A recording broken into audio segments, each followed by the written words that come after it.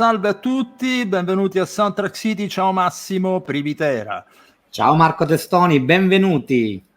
Allora, oggi quello di cui trattiamo è un film che, se ti ricordi Massimo, abbiamo proprio seguito la genesi proprio del lavoro di questo film, perché io mi ricordo che subito dopo il lockdown andai a trovare sul set proprio a Orvieto. La nota interessante di questo documentario è che si svolge su 3 piani paralleli. Da una parte c'è questa componente epica, dall'altra parte c'è una componente, diciamo così, sacra, e dall'altra parte c'è una componente divulgativa che è proprio del documentario. Adesso io direi di andarci a vedere il trailer e dopo presentare i protagonisti di questa nostra puntata.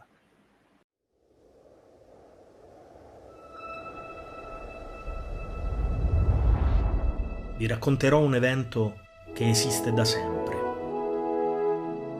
Un evento antico che per una volta all'anno unisce una città, nella sua tradizione di fede, arte e cultura.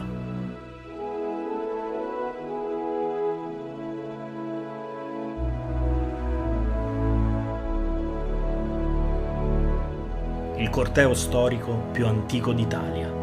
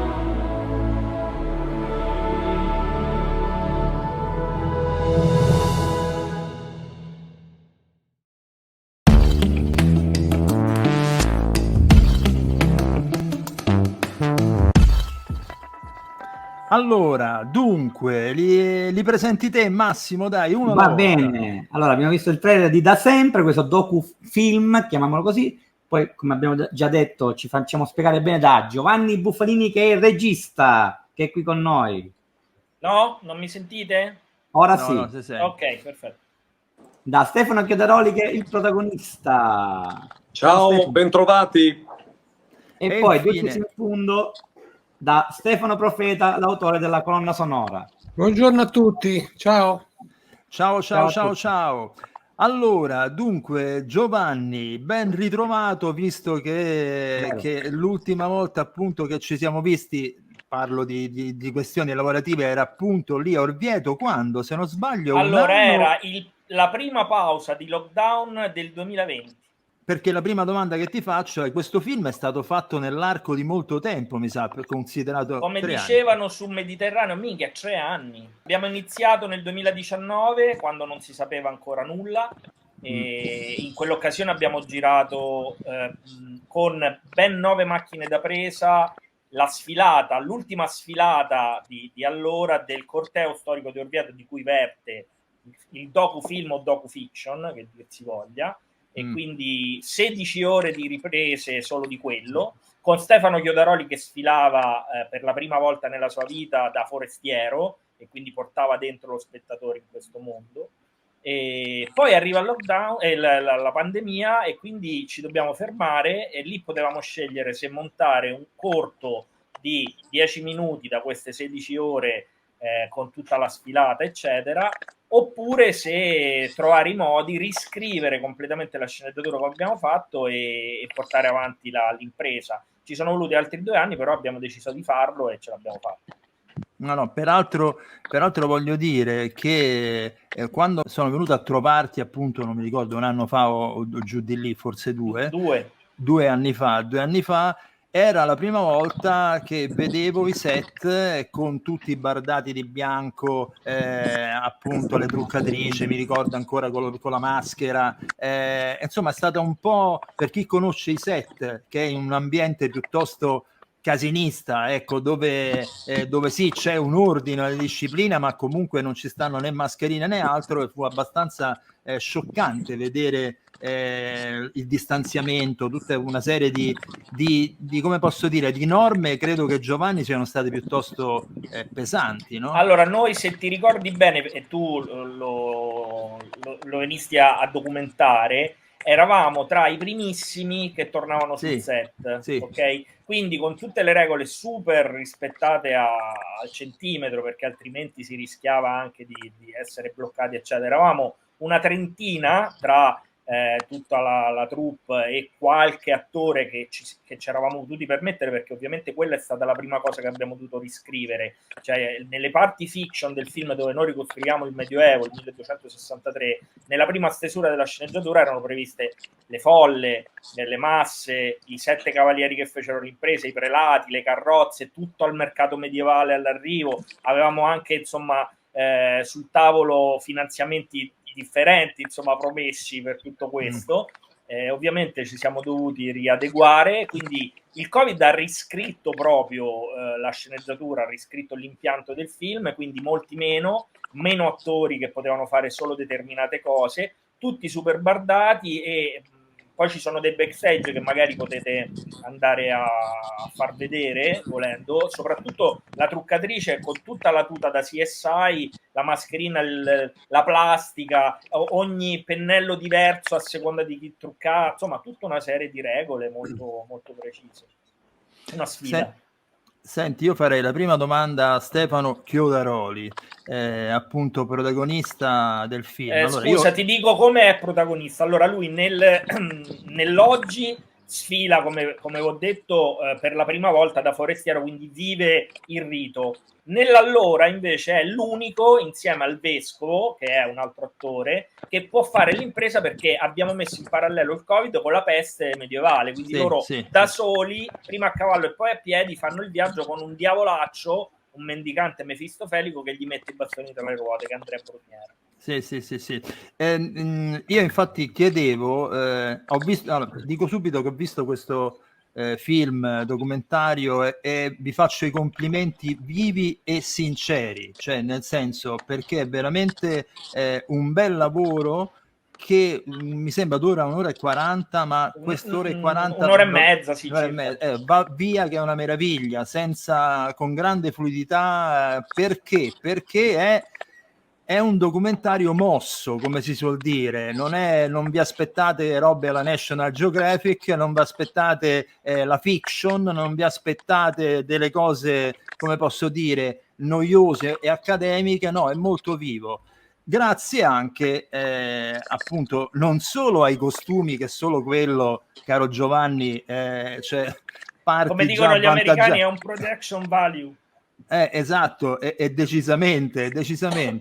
E infatti a Stefano Chiodaroli io gli volevo fare una domanda che peraltro ricorre nel film, no? Si dice che questi costumi poi pesino pure parecchio, no? E Stefano siamo abituati a vederlo, ahimè, in canottiera, ecco, quindi allora com'è stato il passaggio, voglio dire, a parte che è molto interessante il passaggio d'attore che normalmente si muove nel cabaret in una situazione come questa, che peraltro ti sta benissimo, te lo dico, cioè nel senso la tua faccia è perfetta per quel costume, e niente, com'è stata questa esperienza da questo punto di vista?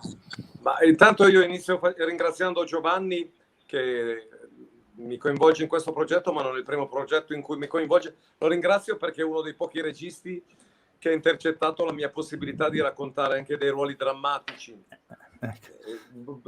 Non stiamo a commentare il fatto che viviamo in un mondo dello spettacolo dove la percezione media di cosa fanno gli altri è grossolana, per cui se tu fai il panettiere resti panettiere tutta la vita.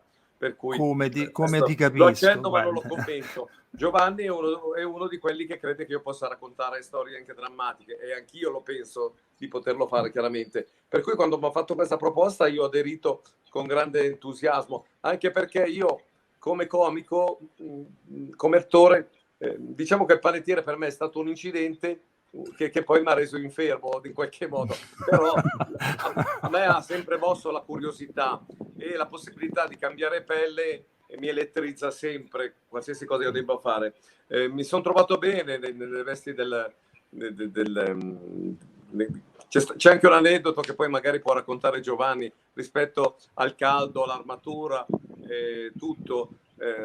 Vi dico solo che io non ho sentito né il caldo né il peso dell'armatura, ma ho sentito l'entusiasmo da bambino di vestire i panni di un altro personaggio. Tutto qua. L'aneddoto è presto detto. Finita la sfilata del 2019 facciamo le interviste a caldo a tutti, e quindi c'è proprio la ripresa, che poi non è finita nel film ma forse in un backstage, in cui io fuori campo dico: allora Stefano, è stato difficile fare la sfilata, avevi avuto caldo? E lui fa: no, assolutamente leggero. Allora Stefano, te lo ripeto, è stato difficile, devi dire sì, è stato difficile. E lui si mette a ridere perché cioè, se no non sembrava, capito, sufficientemente.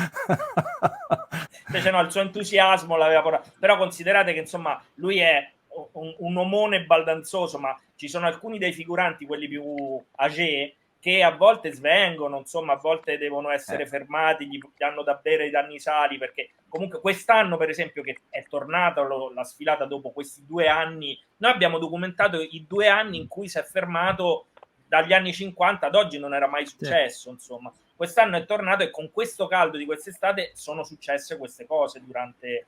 è appena avvenuto, avviene sempre i primi di giugno.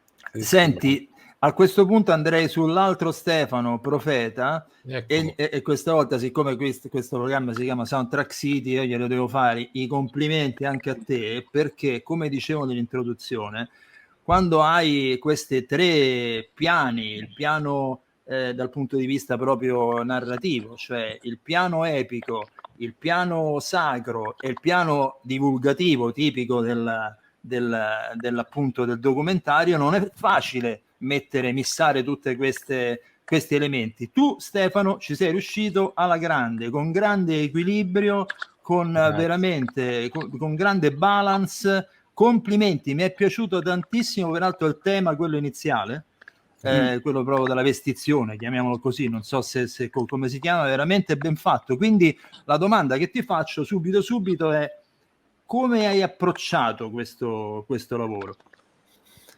Ma guarda, l'approccio è stato in fasi differenti. Allora, come diceva Giovanni, è cominciato 3 anni fa, e si parlava di un film con tutte altre caratteristiche, ovviamente, perché eravamo ignari che sarebbe giunto il Covid a rompere le uova nel paniere, per cui l'approccio era sempre quello di lavorare in tandem con il montaggio, e ci siamo fatti un po' da ping pong, no? con la montatrice. Considerate, Quindi, scusa Stefano, sì, do questo dato: il film è stato montato in 6-8 mesi, con la montatrice capo e la vice montatrice, firmano 2 ragazze bravissime, a Londra.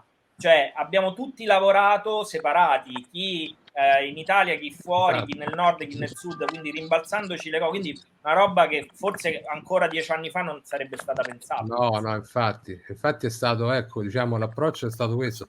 Fortunatamente siamo in sintonia con queste ragazze, che ci lavoro anche grazie a Giovanni da diverso tempo per altre cose, altri progetti. Quindi dicevo, l'approccio è cominciato in un modo, quindi io ho cominciato scrivendo il tema epico, quello di cui parlavi all'inizio, e poi lavorando soprattutto sulle musiche già esistenti, cioè ovvero sui tamburi che danno il ritmo a tutto il corteo, e sulle chiarine, che sarebbero queste trombe che annunciano i vari passi del corteo.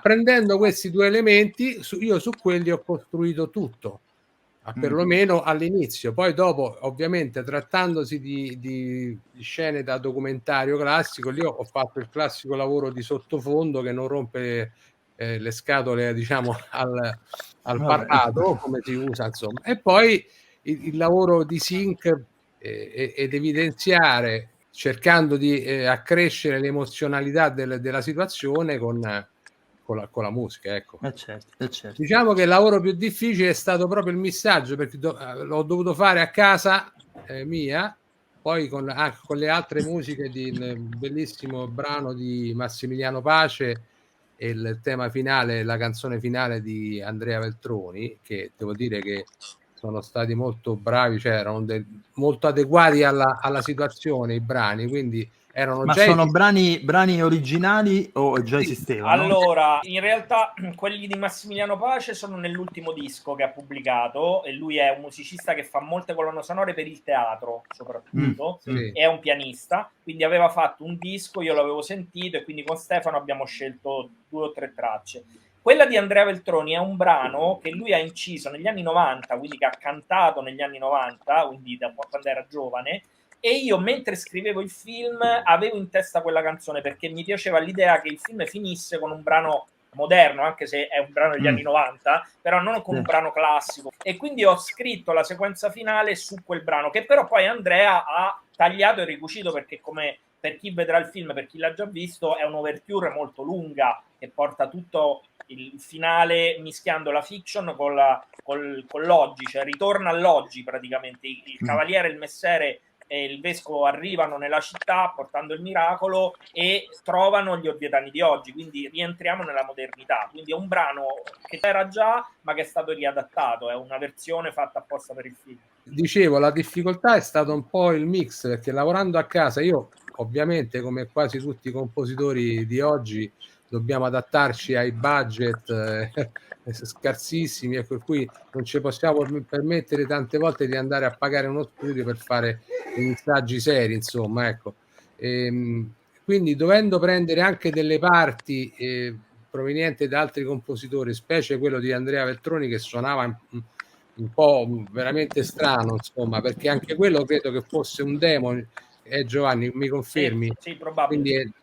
Quindi quella è stata un po' difficile, farlo cioè farlo suonare e metterlo in balance con tutto il resto. Comunque, insomma, credo che ci siamo riusciti. Voi dovete considerare che questo è un film super indipendente che è stato prodotto dall'intera comunità, è un film partecipato, che è una cosa che non avviene sempre, spesso, insomma, cioè con un'intera città, a partire dal comune che ha investito dei soldi di Orvieto, i club sociali, Lions, Rotary, che si sono uniti nello stesso progetto, e poi tutti, cioè gli albergatori, i ristoratori, ognuno, un po' erano soldi, un po' erano beni e servizi, perché è un evento identitario che unisce una città una volta all'anno, una città come la nostra che storicamente è divisa. Noi siamo divisi anche addirittura già nella Divina Commedia, Dante mette insomma la divisione Guelfi e Ghibellini ad Orvieto, quindi non era per niente scontato, invece tutti si sono uniti e ci hanno aiutato. Infatti ti volevo chiedere, Giovanni, dal punto di vista registico, tu un po' come l'hai affrontata anche proprio in pre-produzione, che comunque quando unisci finzione con aspetto documentaristico e poi farli poi mescolare, non è che sempre vengono fuori delle robe, allora invece sono venute in maniera perfetta. Io dico che è un film grunge, anche perché io sono di quella generazione X che insomma li ha vissuti. Io ho visto in Nirvana dal vivo, insomma, quindi ce li ho nelle vene a Milano, dove ho conosciuto Stefano ormai 25 e passa anni fa. Aspetta, al concerto di Nirvana hai conosciuto Stefano? No, però a Milano in quegli anni lì in cui vivevo là e lo frequentavo. Non l'ho conosciuto al concerto di Nirvana, però intende Chiodaroli, non me, No, Chiodaroli, certamente. Sì. No, sarebbe stato bello che vi siete conosciuti. Ma non so se c'era pure Stefano quella volta, ma non lo so. E allora stavo dicendo, quindi il film praticamente è un accrocco, diciamo così, no? Perché mischia le interviste fatte nel 20 e sono 15 o 16 gli intervistati, quindi tanti, con tra l'altro sempre 3 o 4 macchine da presa, che non è una cosa che si fa abitualmente per avere vari punti di vista, eccetera. È una fotografia comunque più cinematografica. I repertori che sono solamente di fonti orvietane, quindi tutti i cinematori e i fotografi. Io sono andato a cercare per mesi e mesi negli archivi privati di tutta questa gente, perché all'inizio pensavamo a Luce, all'archivio Rai, eccetera. Non avendo più i fondi necessari per andare a fare queste ricerche, qualcosa sicuramente c'è anche lì, perché è un corteo, è il più antico corteo storico d'Italia, quindi è stato documentato. Volevo dire a tale proposito, riguardo alle musiche, sì, c'erano dei brani di repertorio con sotto delle robe veramente degli anni, sì. e quindi non sapevamo rintracciarle, né sapere se fossero di pubblico dominio. Quindi, certo, anche quel tipo di problema. Esatto, ho dovuto anche un po', non dico di fare, ma avvicinarmi a quel tipo di sonorità per creare una cosa alternativa, perché certo.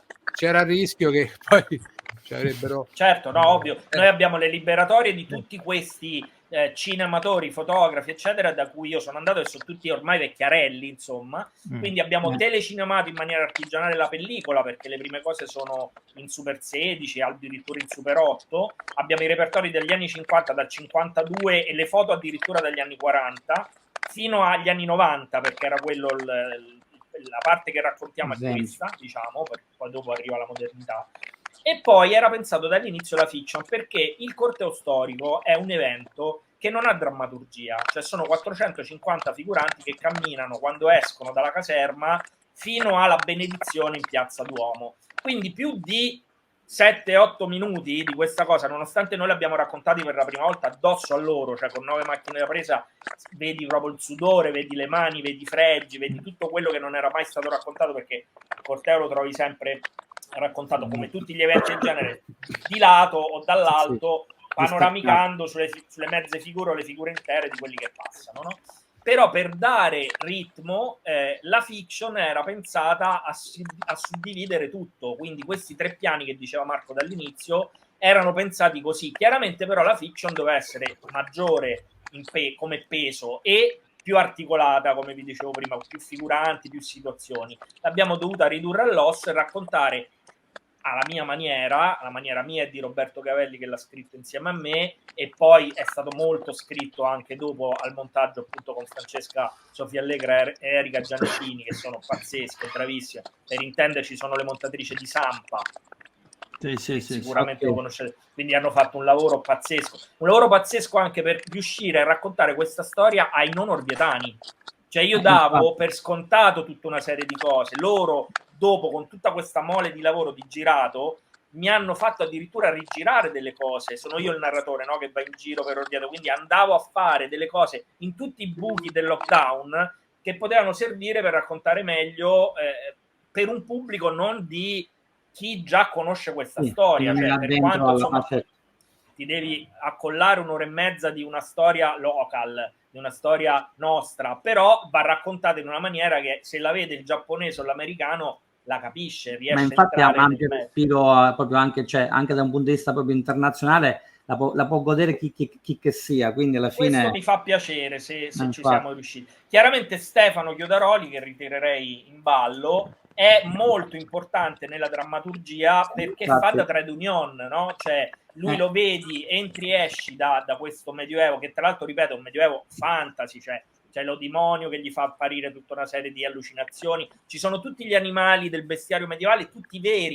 quindi mi sono complicato la vita con i cavalli, i serpenti, c'è un combattimento con un cane, quindi avevamo il cane addestrato, vermi, platte. Ti ricordi, come diceva De Sica, mai lavorare con i bambini e con gli animali, perché e la terza B sono le barche, bimbi e bestie. Vabbè, quello forse però non ce l'avevi, forse non ce l'avevi. Domanda a Stefano prima di chiudere con questo bellissimo incontro, perché oltre che mi sovviene una battuta e la devo fare per forza, perché poi visto che parliamo anche di Stefano ci sta calza a pennello, quindi siamo passati di Stefano dalla panificazione alla santificazione, quindi in quel senso io ti ho visto in maniera straordinaria, ma io già avevo notato delle doti drammaturgiche in Stefano quando lo seguivo in Belli Dentro, che per me era una serie TV che io adoravo tantissimo, molto di più di altre dell'epoca, però ho visto calarti in questo ruolo in maniera veramente intensa, cioè ci sono momenti in cui susciti una sorta di commozione vera solo guardando la tua espressione, solo guardando il tuo volto. Quindi come ti sei calato in questa parte, che non è facile tra l'altro? Ma io mi sono calato nella parte, faccio un discorso a monte. Questa era una maschera, e le maschere nel teatro servono non per nascondere ma per svelare. Diciamo che Giovanni ha anche intercettato questa cosa, cioè questo soldatino, questo cavaliere medievale che gira un po' dentro nella mia vita. Ho fatto che regalare un po' della mia emozione a questo personaggio, perché comunque era un po', c'era un sottofondo di grottesco che serviva a raccontare un po' di più il fantasy, e io queste note ce le ho, devo solo lavorare a togliere più che aggiungere. Questo, devo dirti la verità, è molto facile, perché se c'è un regista che ti ama e ti frustra, ti dice togli un po', e tu sai che non devi andare a cercare, devi andare a smussare. Non dico che è un lavoro facile, però è un lavoro comprensibile, ecco.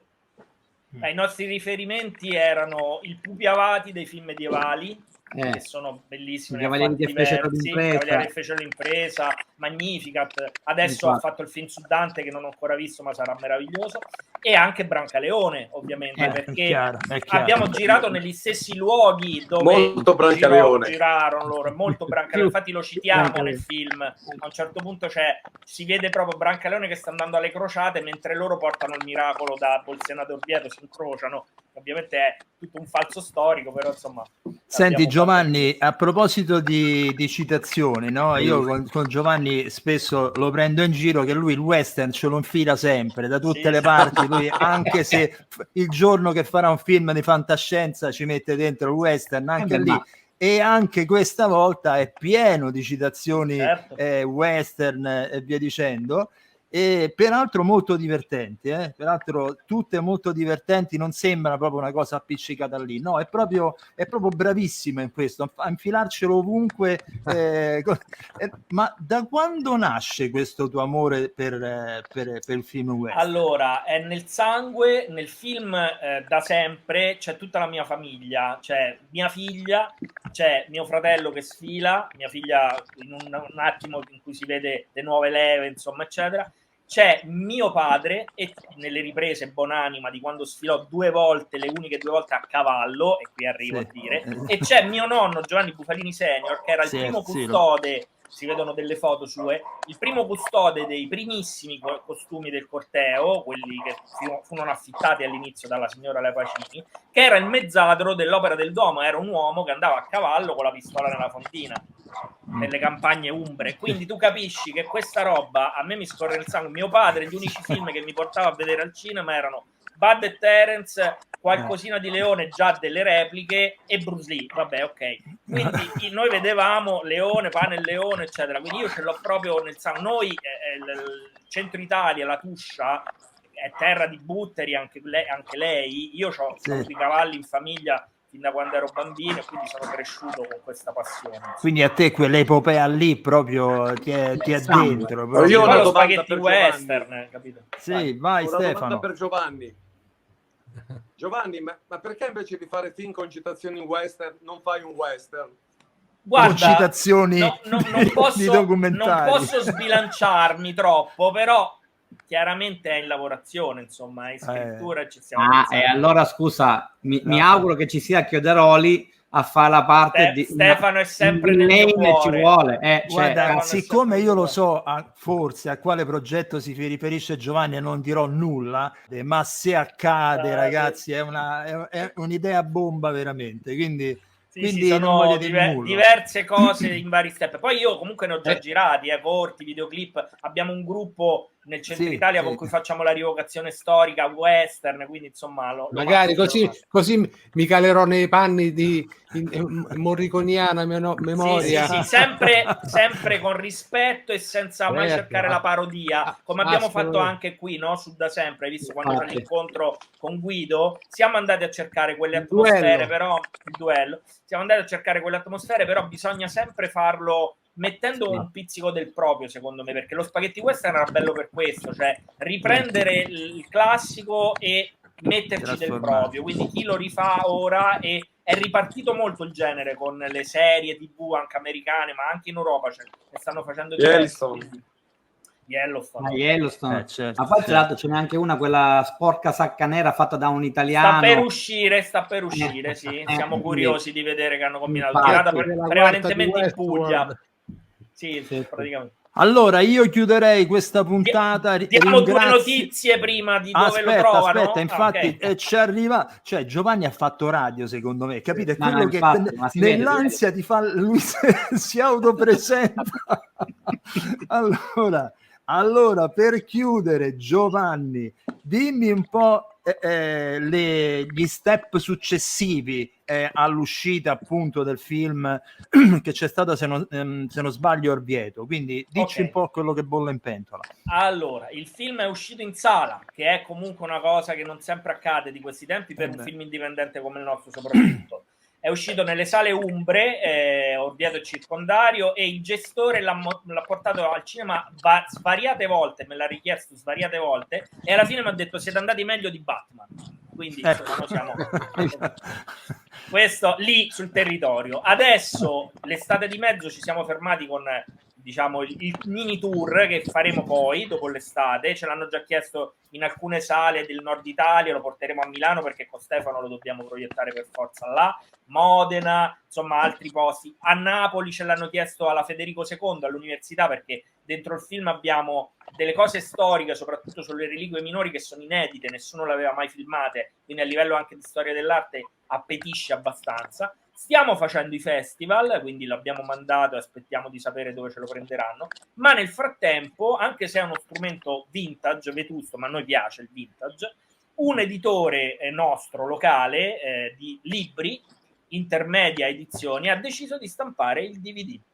Il DVD è commercializzato già da quando c'è stato il corteo 10 giorni fa, quindi in occasione del nuovo corteo è stato messo in vendita, è andato benissimo, l'hanno già esaurito, lo stanno ristampando, e questo è il modo per chi vuole, nell'attesa magari della collocazione su una delle piattaforme TV alle quali stiamo mirando, ovviamente, però ancora non abbiamo da dirvi quale. Se qualcuno fosse curioso può ordinarlo nel sito dell'Intermedia Edizioni a un prezzo assolutamente popolare, quindi può anche... A tale proposito volevo citare l'unica persona che ha contribuito alla realizzazione del 5+1, sì, che è il mio ex socio Antonio Giordano.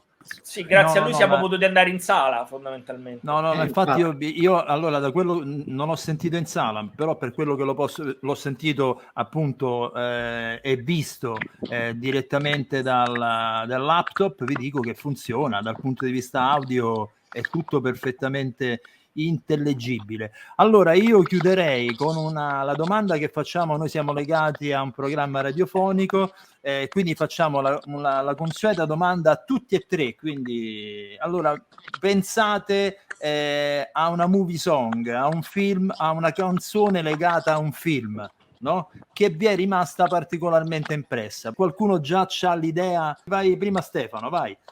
A me viene in mente la canzone Una Palabra di Varela nel film Men on Fire. Vedi,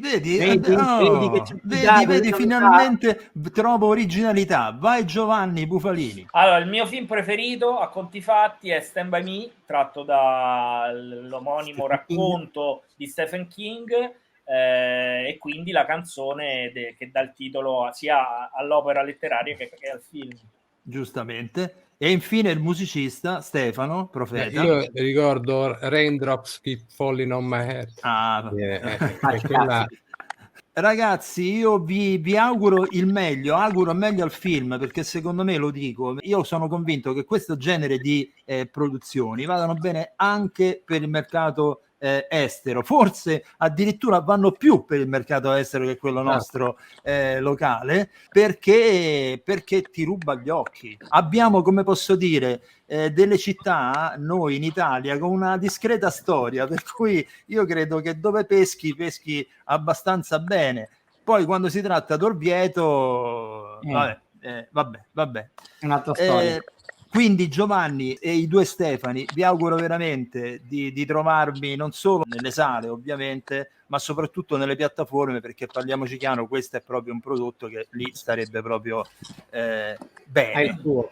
Allora, evviva Orvieto, evviva da sempre, ciao Giovanni Bufalini, Stefano Profeta e Stefano Chiodaroli, vi ringrazio Grazie. a tutti. La vostra è una trasmissione unica, importante perché unica.